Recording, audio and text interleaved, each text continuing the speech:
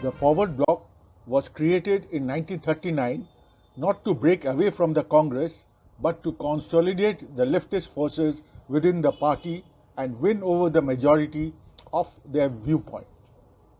The aim was to continue the national struggle in the name and with the united strength of the Congress. Creation of Forward Bloc was a culmination of Subhash Chandra Bose's thoughts. He wrote, "It was a historical and dialectical necessity."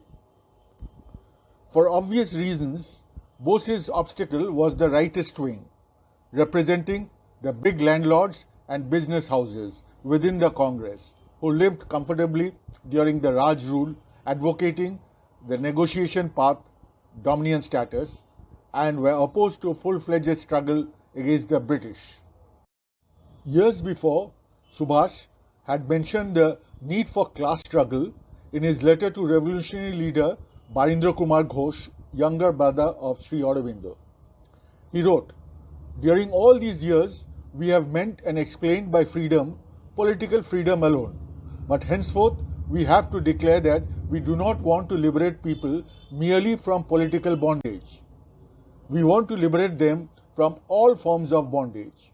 The struggle for independence has as its aim the removal of triple bondage of political, economic, and social oppression. When all shackles are removed, we can proceed to build a new society on the basis of communism." This principal aim of a freedom struggle is to build a free and classless society.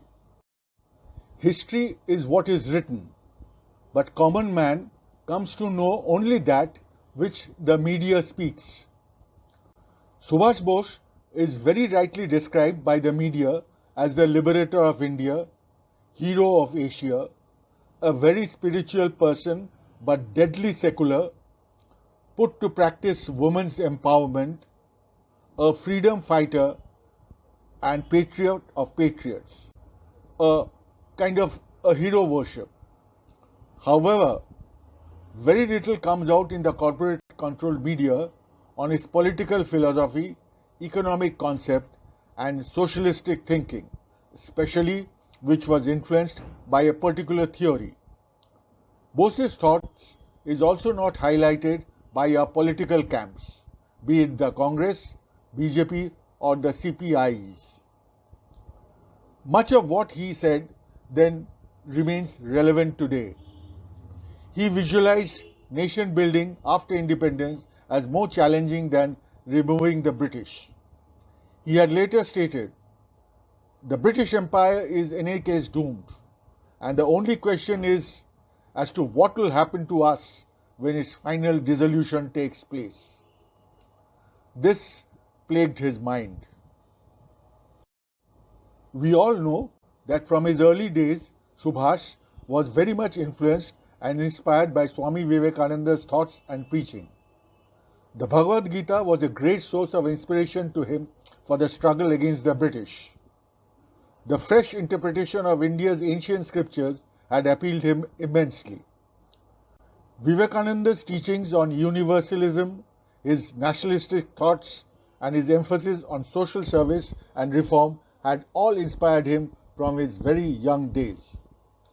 Vivekananda had said, I quote, "I am a socialist, not because it is a perfect system, but because I believe that half a loaf is better than no bread."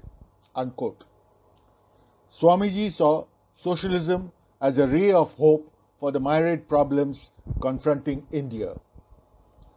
In 1929, Bose raised the demand for full socialism. Addressing the Midnapur Youth Conference, he said, "A new society has to be established on basis of full socialism.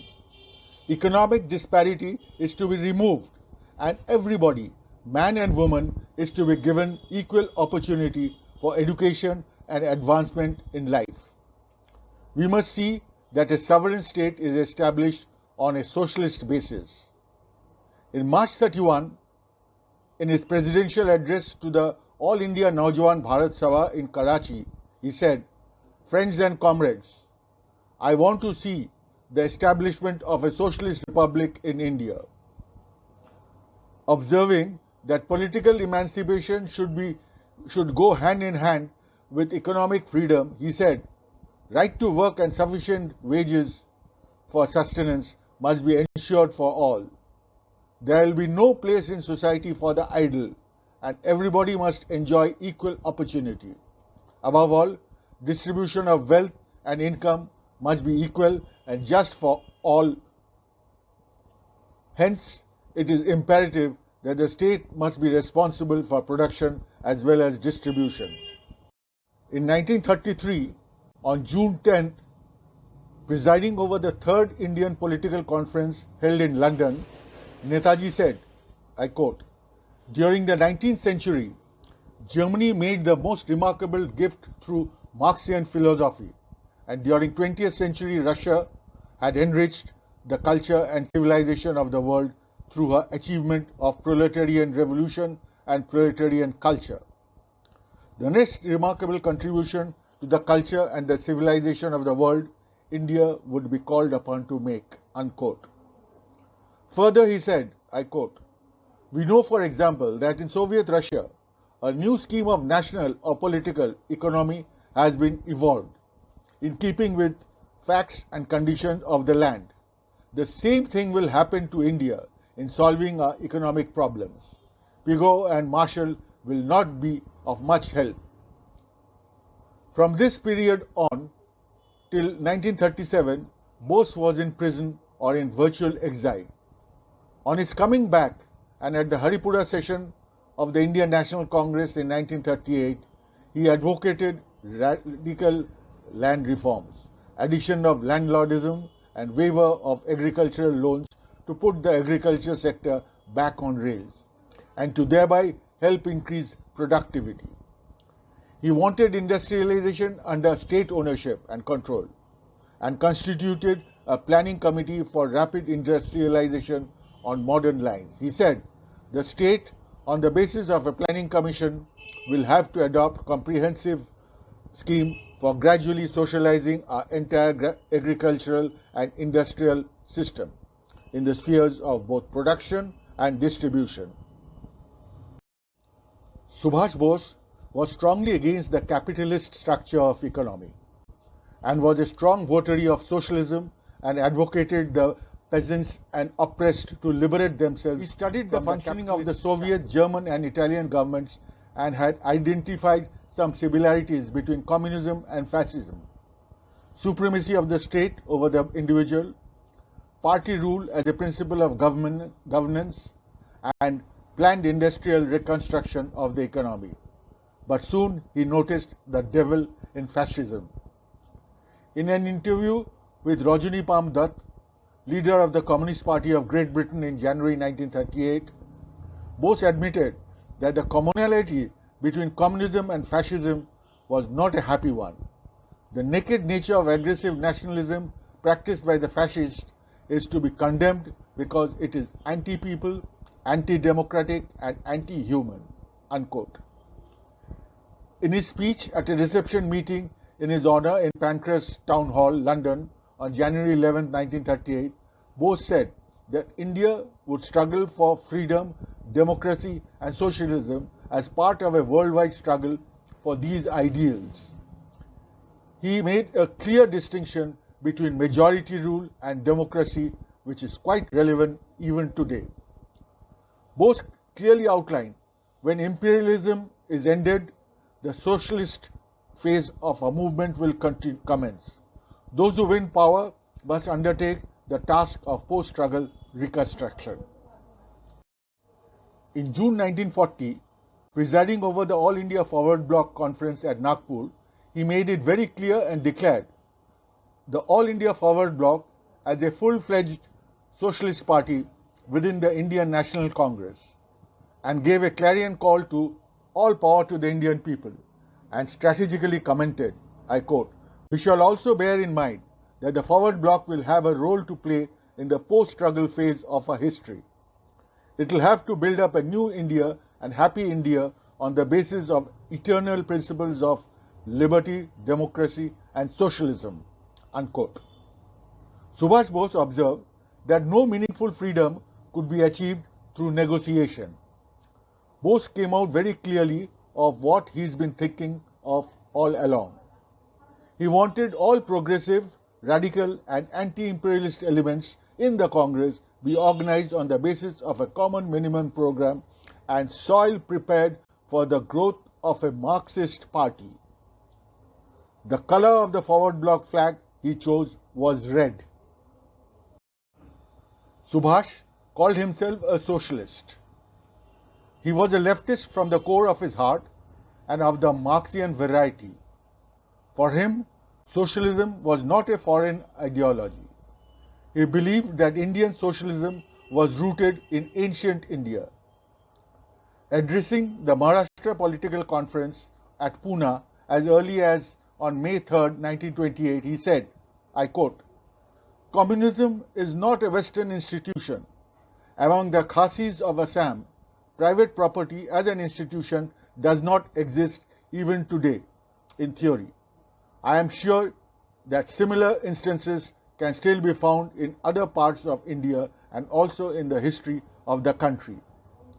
Incidentally, let us not forget the fact that it was a communist, Ajoy Kumar Ghosh, noted leader of the Communist Party of India, who was among the first who demanded re-election of Bose as Congress president. Ghosh was the member of the editorial board of the party's mouthpiece, the National Front. He campaigned, I quote him, Bose stood for struggle, for unity in the Congress, for unity between Congress and the workers and peasants organizations, for active support to state people's movement. Moreover, he, like Nehru, could maintain the unity of the Congress, a unity that was essential for the success of the struggle that loomed ahead, unquote. It was the Haripura address of Bose, I quote, eradication of poverty, illiteracy and disease can happen only along socialist lines, unquote, which reflected an immediate unity of purpose of both the communist and Bose, the height of Bose Communist Corporation in 1938. According to Omyanath Bose, CPI leader Soli Batliwala was the link between CPI and Subhash Chandra Bose. To make his plans come true, after the All India Anti-Compromise Conference at Ramgarh, Bihar in March 1940, Netaji consulted his trusted comrades of seeking active help from Communist Russia.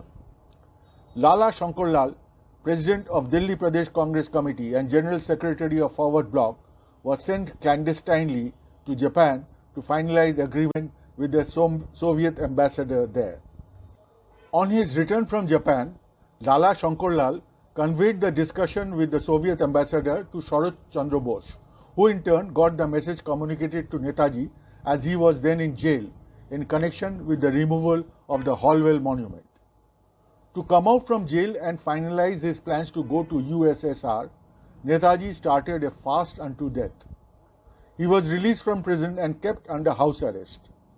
How he escaped from his Calcutta residence on 16-17 January 1941 night for Moscow is now a well-recorded history. His great escape depended very much on the banned and underground communists. They were the architect of his dramatic escape. Mia Akbar Shah, Achar Singh Cheena and Ram Kishan were sent to arrange for his proposed visit to the USSR. S.A. Dange, while in Deoli jail in Rajasthan, handed over a letter from Bose and asked Bhagat Ram Talwar, who was released from jail then, to accompany Bose and help him cross the border into Afghanistan. However, due to the changing international relationship, the Soviet response was disappointing. He was passed on to the German ambassador, who flew him to Berlin. Subhash Bose's fear of action changed from there on, but his resolve to make India a socialist country remained. In his speech, now as Netaji, to the students at Tokyo in November 1944, he said, I quote, India's philosophy should be a synthesis between National Socialism and Communism, unquote. Anyone claiming to be a follower of Netaji now must accept his fundamental ideology. In the same month as the Supreme Commander of the Indian National Army and the President of the Provisional Government of Free India, corresponding with the Soviet ambassador in Tokyo on November 20th, 1944, asking for Soviet support, he wrote, I quote, "My party, Forward Bloc, consists of the left wing of the national movement in India and stick to the most progressive views on socio-economic problems. Besides, on date, our party is the only party in India which leads an uncompromising struggle against British imperialism, in cooperation with few other revolutionary groups." Unquote. Both Netaji and the communists represented the militant trends in the anti-imperialistic struggles, and despite differences, they maintained a mutually cooperative attitude except for brief spells. During the 3 decades of his political life, Netaji Subhash repeatedly expressed his faith in socialism, not of the Fabian or Gandhian type, but of the Marxist variety. He spoke about building a classless society. India being predominantly agrarian, the problem of the peasants would get more importance in this struggle. He said, I quote, "India should be able to evolve its own methods in keeping with her own environment. In applying any theory to practice, you can never rule out geography or history. If you attempt it, you are bound to fail. India should therefore evolve her own form of socialism." Unquote. The synthesis that Subhash talked about can well nigh be assumed to be a new variety of socialism. Marxism developed into Leninism was applied in Soviet lands. With time, it got further developed by Mao Zedong, and Mao's thoughts lay the foundation of a strong China. Who knows, the next remarkable contribution to the culture and the civilization of the world that Netaji talked about would have been his Shamobad. Subhash Bose wrote his thesis on Shamobad and had discussed the same with some representatives of the Communist International in Europe, as he desired assistance from the Comintern to work for an armed revolution inside India. He made it clear that he did not wish to be under the control of the Comintern, but they could not come to any agreement. Unfortunately, the thesis he wrote on Shamobad has not been found yet.